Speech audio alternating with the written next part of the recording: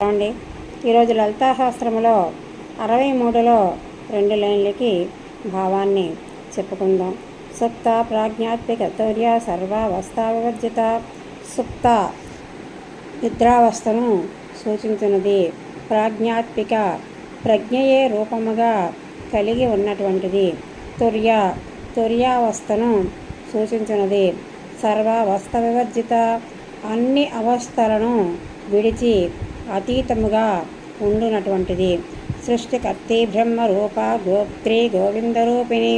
సృష్టికర్తి సృష్టిని చేయునటువంటిది.